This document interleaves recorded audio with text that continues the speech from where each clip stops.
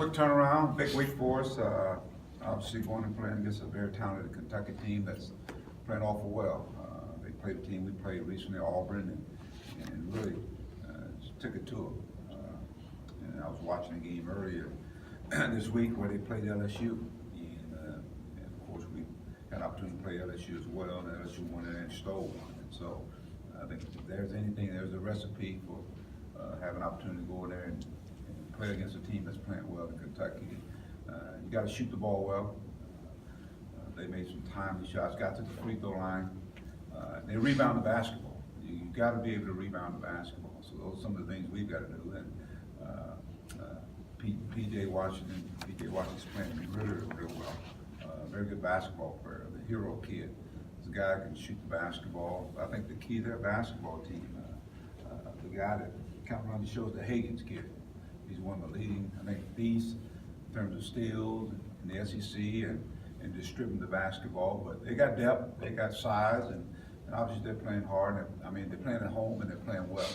So it's a big challenge for us, but I think it's a great opportunity going in there. You know, there's no pressure on us. You know, everyone expects us to go in there, but you know, with our guys, we just got to put 40 minutes together.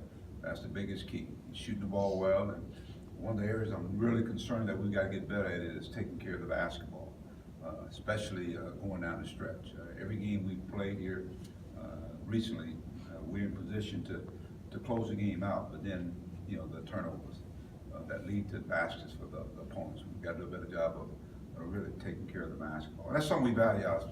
We really put a lot of stock and value in, you know, creating turnovers, but valuing the basketball. So why that's occurring, you know, that's a possible combination of things, you know.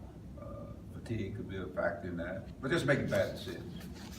And you got to make plays, you got to make shots, you got to make plays, you got to get to the free throw line. So it's a great opportunity, it's a great challenge, but it's a great opportunity.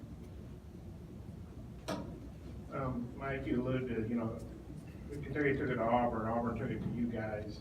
So those are the last two games. I mean, you know, on paper, it just looks like a real mismatch. And you said everybody expects, but then you didn't finish the thought. What do you think? I just think number one, you know, every game is so different. It's so different, you know. So I think every game has its own characteristics. So a lot of people will compare scores, and obviously that's what you got. You got stats in front of you, but when you go and play the game, you know, it's 0-0, and you hope you go and play some of your best basketball, one of your better games for 40 minutes. I think that's that's my mindset. That's going to be our team's mindset. And you said everybody else expects, but then you didn't say what they. I think I know what you mean, but I don't want to. Yeah. Oh yeah. Going in, you know, obviously, you know, you look at the lines or whatever it is. It's going to say Kentucky. They're playing at home, and rightly so. They're playing well. They're one of the top. I think they're in the top 10, top 5, maybe. I don't know. Yeah, number 4. Number 4, but they're playing awful well. So when you look at it on paper, obviously, and we hadn't been playing our best basketball. So there you have it. But at the same time, you know, the game's played. It's another game in the SEC play. Well, what gives you the confidence you guys could go in there and you know, make it a game? I think we should go play. I think, you know, play basketball. I think, you know, it's a team we hadn't played this year, and obviously, again, you know, sometimes when you, sometimes teams bring the best out of you. So we'll see. Yeah, Mike, Saturday, you mentioned that A&M was a little bit tougher than you guys were. So how do you get the guys to play with kind of an edge, especially on the glass? Well, it's funny because we've done it this year. We've been winning, you know, facing really physical basketball team. And I think that's what's going to happen, the physicality. I think that's where the guards got to kick in and help us rebound.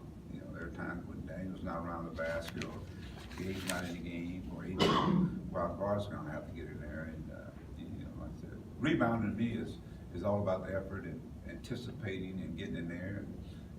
And you're going to get some battle scars. You're going to get some cuts and elbows and all that stuff. But you got to be able to go in there and push people out of there. That's what they're doing to us. So I think it's got to be a collective effort. I think when we're at our best, our guards are rebounding, the guys that are coming off the bench is giving us, to me, it's all about maximum effort from everybody out there on that floor. As far as your starting lineup, do you think, will you go back with Sills and Gabe and, what's kind of Mason Jones, where does he fit? We'll see what happens today in practice. I'm just kind of going off from, what they're bringing to the table each and every day and in practice. Yeah, Mike, I know you played some tough places like Tennessee and LSU and Texas Tech, but Rupp Arena, I mean, you've been there a lot, you know what it's like, but I think Gabriel may be the only guy on this team that's ever played there, it was just a couple of minutes.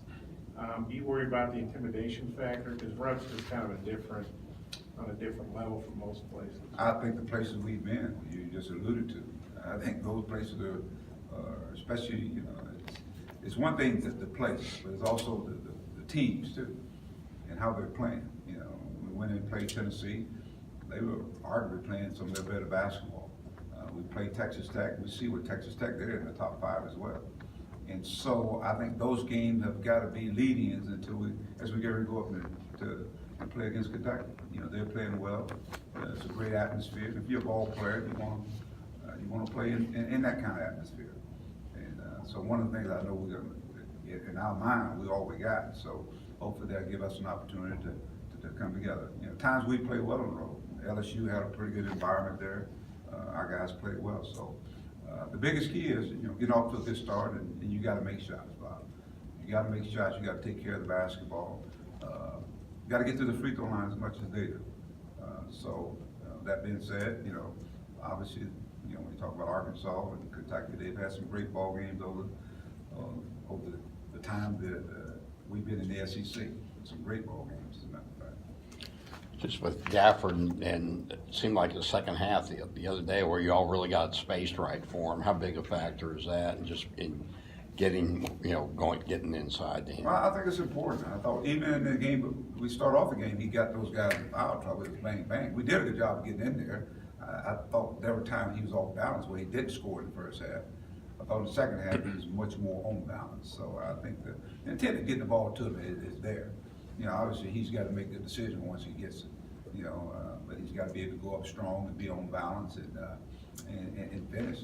And there'll be times where, it's coming to him, but they coming at him. And he's got to be able to make the clean, the simple pass out of those double teams that are coming at him. What do you got to say to your team, if anything, to kind of get through this slump mentally and to hold on to the rope for the rest of the season? Well, I think more importantly, it's not like they're out there fighting and giving everything. They got to finish. I think that's the biggest key. You look at the game, even the A&M game. I don't think they let go of the rope. It's a 3-point game with 3 minutes to go. As a matter of fact, it's 64-62. We got the basketball with opportunity to score. And we've got to be able to finish, and I think that's got to be the biggest key. And how do we do that? We got to be able to make plays. We got to be able to execute. You can't have those bad turnovers at the wrong time. We got to get the ball to the right people, and they got to be able to make plays. I think when we do that, then I think you'll see us. It's like we get to the line now. We got to finish. We got to get the finish. And so, but I don't see no quitting these guys. I think that's if you're talking about letting go of the rope, they had done that. And I think even as we practice today, you'll see a team that's going to go out. They're going to fight. Like I said, they might not be where I want them to be at right now, but they're going to fight, scratch and claw.